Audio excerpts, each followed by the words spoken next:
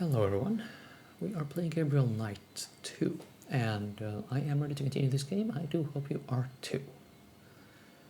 Let's see, where are we again?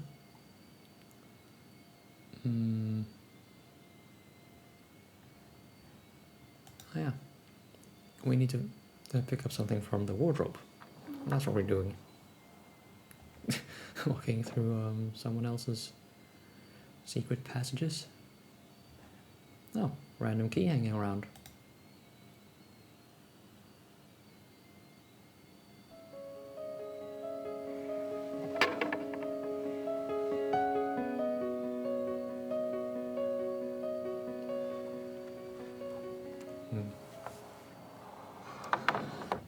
You know, the way I figured they dealt with well, items and things you pick up and whatever in the environment, I think they had those items on the set and well, in the photos and yeah, when the player picked them up or moved them around, they would take the same photograph or do the same shoot without the item in the set. That's a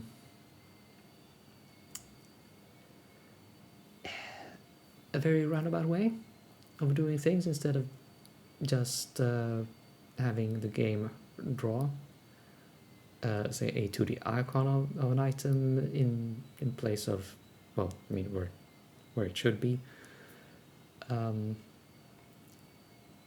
That, however, would make the item stand out more, make it more obvious that you can interact with it, which wasn't something games did in this era. To my great frustration on more than one occasion, because they are kind of difficult to spot from the background, you know? At least this game has a mouse cursor that changes depending on whether it is over something you can interact with or not.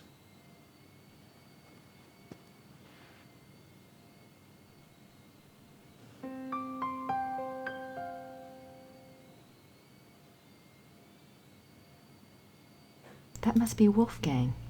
Something to remember him by, I guess.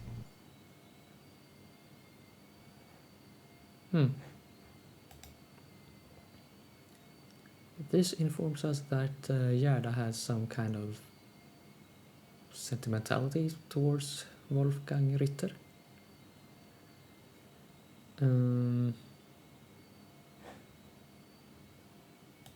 Well, anyway, we've done everything in here that we have any reason at all to do.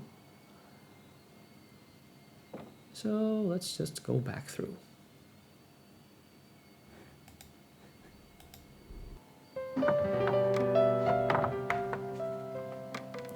The nice and chill piano music.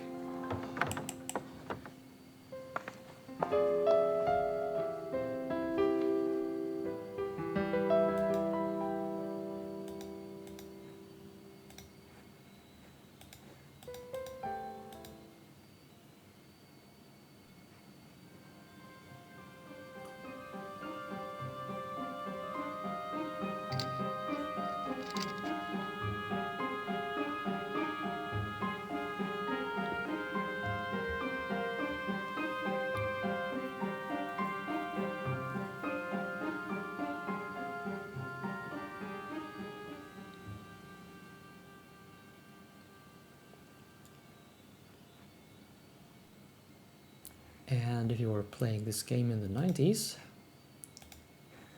you would prepare a save file at this point, just in case you spent too much time and someone jumped out of the door right here to stab you in the face. Yeah, games did that. Let's see. I'm looking for a book in here, and Grace needs no further help from us to find that book except Books just on clicking the the occult. Here we go. Vampires, witchcraft, ghosts, Asian spirits, Lycanthropes.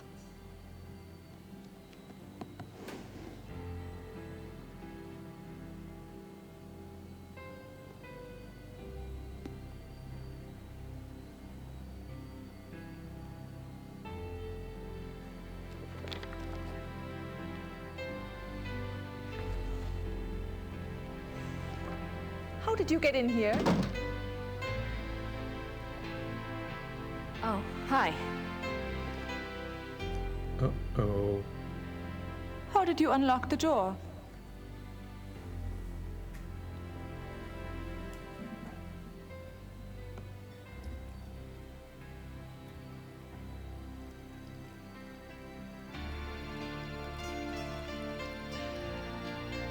Oh, I see.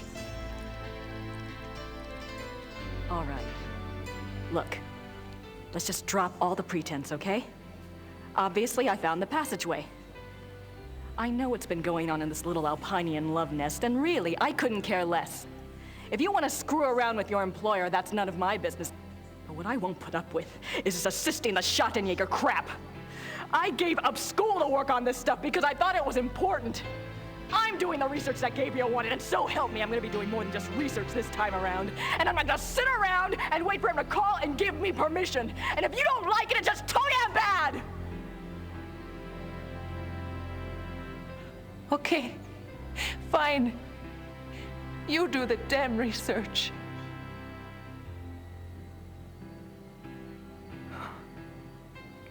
You have a few things ass Damn it. backward, lady.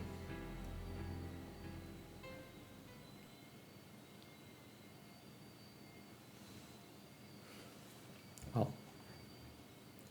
Anyway. And no one stabbed us yet. So let's just look through the shell some more.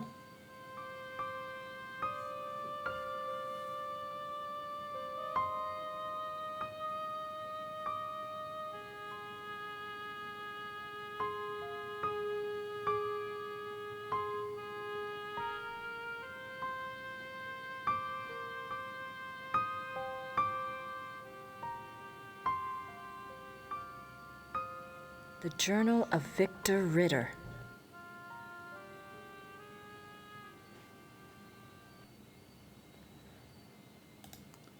Okay, let's look at stuff in our inventory now. Chapter 3. Lycanthropy, the Ways of the Wolf. There are two categories of werewolf cases: false or lycanthropic disorder cases and genuine werewolf cases. Lycanthropic disorder. Lycanthropic disorder is a mental condition in which the subject, called a lycanthrope, believes that he or she is a werewolf. The subject does not actually change shape, but is nevertheless capable of being as dangerous as an actual werewolf. Most cases of supposed werewolfery are really the work of lycanthropic disorder victims, man to beast. In real werewolves, a physical change to wolf form does occur. The change can be voluntary, at will, or can be forced by certain cycles of the moon and certain sounds, such as howling. Werewolves and immortality. Werewolves are immune from aging and from most physical diseases due to the constant regeneration of their physical tissue. They can therefore be virtually immortal. However, they can be killed by any wound that destroys the heart or the brain, or any form of death that causes brain or heart damage, such as hanging or other oxygen deprivation methods. The mind of a werewolf. Though primarily a true wolf while in wolf form, there is some proof that the werewolf retains enough knowledge to assist his killing. Recognition of victims, evasion of traps, and human cunning have all been seen on werewolf cases. By the way, I didn't react to this before clicking the, clicking to read the next text. But this bit here is going to be very important later in the game, just saying. Becoming a werewolf. There are several ways to become a werewolf. They include being given the power of shape-shifting through sorcery, being cursed by someone whom you have wronged in some way, called the Lyconia Curse, being bitten by a werewolf, and being born to a werewolf. In each case, the blood of the subject becomes tainted or cursed. Damnation. A person who becomes a werewolf against his will, birth, curse, or bite, is not completely damned until he tastes of human blood. Once he does, his soul is eternally damned and nothing may redeem him. Even without tasting of human blood, however, as long as the taint lays upon the immortal soul, it cannot enter into heaven and will remain chained to the mortal plane upon death. Werewolf packs.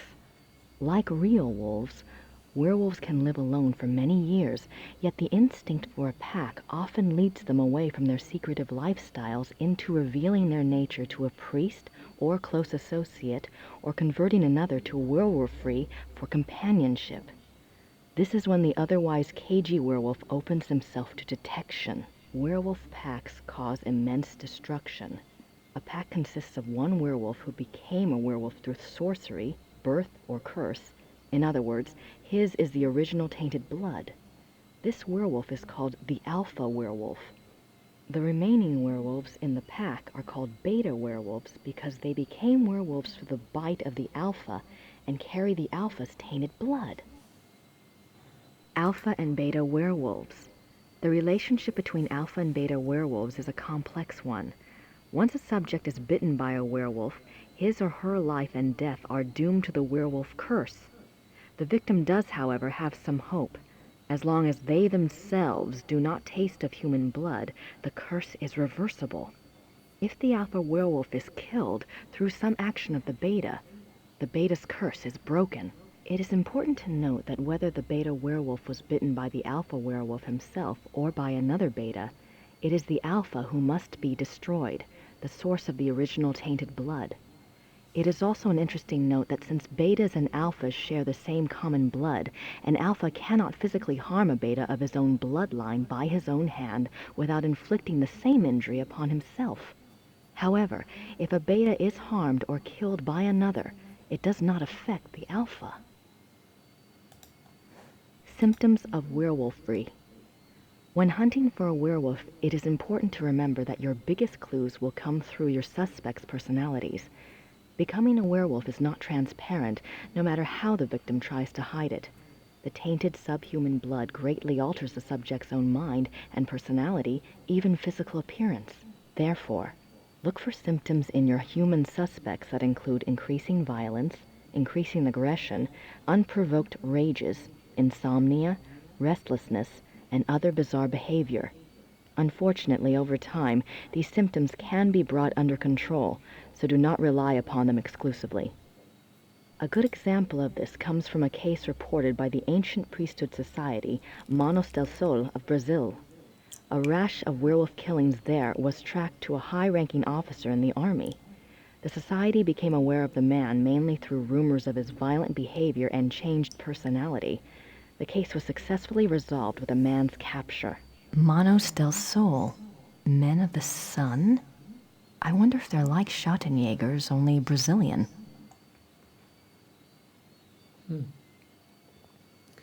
Yeah, that is a question. I don't know if they explored that in the sequel to this game, Gabriel Knight 3.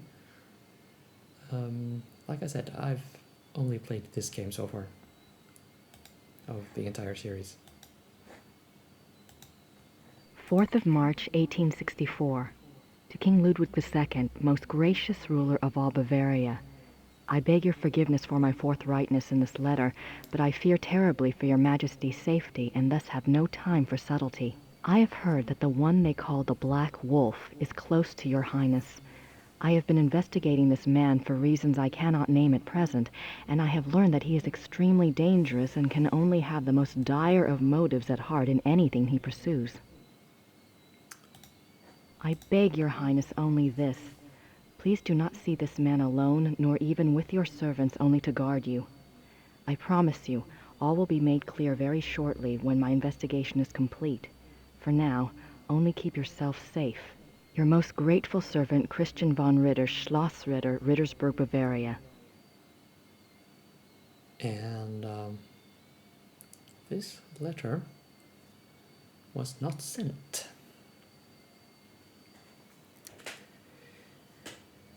I wonder why. I don't know if that is ever answered, but we'll find out probably. Maybe. Numerous deaths at the hands of a marauding wolf being recorded in a neighboring county, I set out to see if I could determine the cause. There had been rumors of a werewolf, and the dark signs did indeed seem to be present. The deaths had all occurred within a 40-kilometer range of woods, and at the heart was the village of Alfing. My assistant and I set a trap a short distance from the village. Though the beast had shown a propensity for human flesh, livestock had also been taken. It was a newling lamb we loosed in the thicket as a lure. We awaited downwind. For 2 nights the lamb bleated to no purpose, and once we had to fend off a hungry fox. But at last the beast himself took the bait. I might have missed him. The night was so dark, and the wolf himself was black. But my assistant saw the light of his eyes, and I heard the lamb's cries turn fearful. He had the poor dumb lamb by the throat when we sprang. He was swift and might have escaped, but his fatal mistake was to attack rather than run. My dagger struck through his chest and into his right lung. As I had agreed, we bound the wolf and tied shut its jaws. We brought it home to Rittersburg, still breathing, and turned it over to the magistrate. I pray for the man's unfortunate soul. May the law be swift and merciful. God be praised for aiding his servant.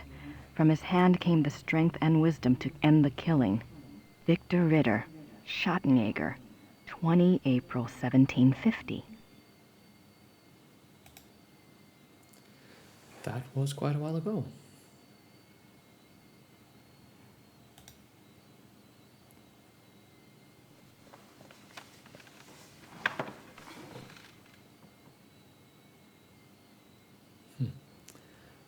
Typewriters. And by the way, I've actually used one. That was over 20 years ago, and I think it eventually broke. But still, we had it hooked up to electricity, and so there was a transformer or something humming very loudly when we used it, and of course the clatter when the keys just smacked into the ink band. Yeah, see those little round things here? You can kind of see it there. That is a ribbon where you've had that has been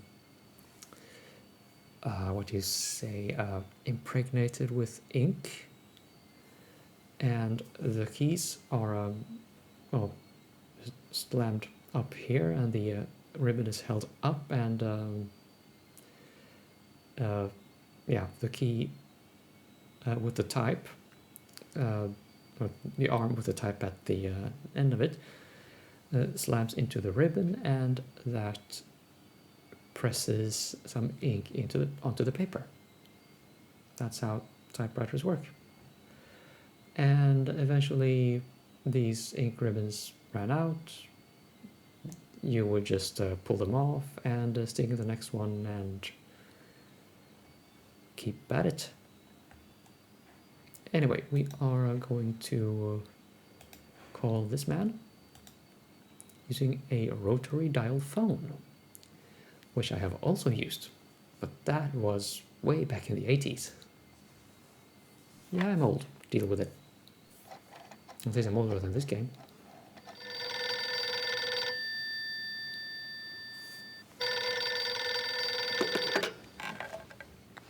Hello? Professor Barkley, this is Grace Nakamura. I'm calling from Germany. Germany? I thought you were in New Orleans. I was, but anyway, it's rather important or I wouldn't have bothered you. Do you know anything about King Ludwig II of Bavaria?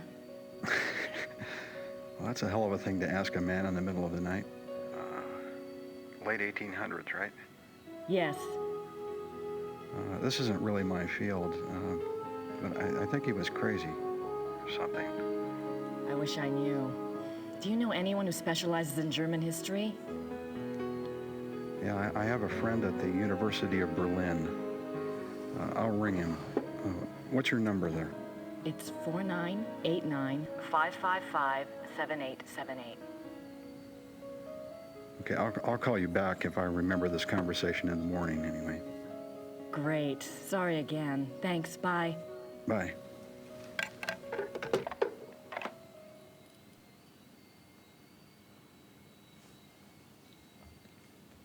Okay. I'm not quite ready to write the big hero yet. So we're going to be using that to write letters to Gabriel Knight eventually, just not right now.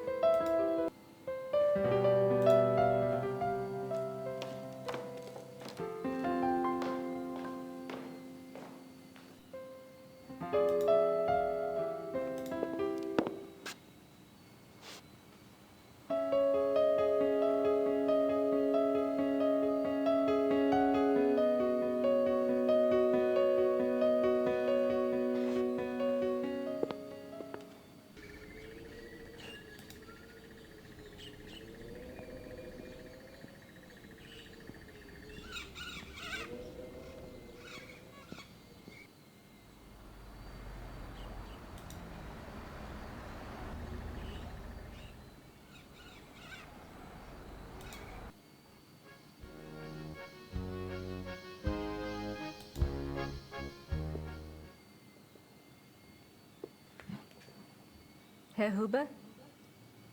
Yes? Do you know anything about King Ludwig II? Of course. Everybody knows about Ludwig. He was the last true king Bavaria had. Why do you think I hang his portrait? Eh? Or that article on the wall? Eh? Do you know what that is? That is from the Munich newspaper the day after the king died. My great-grandfather saved it. It has been handed down to every first son. That is what Bavarians think of Ludwig.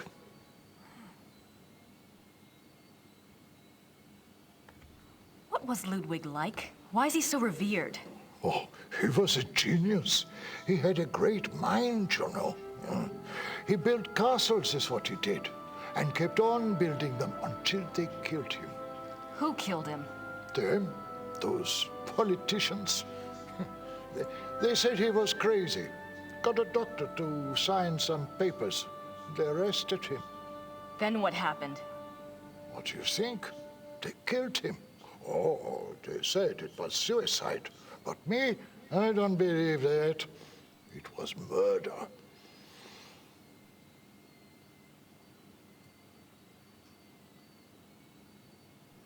Thanks. Bitte?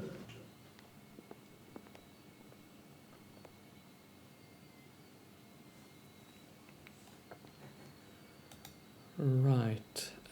We need to gather some more information over here. But I'm thinking that I may want to save that for next episode.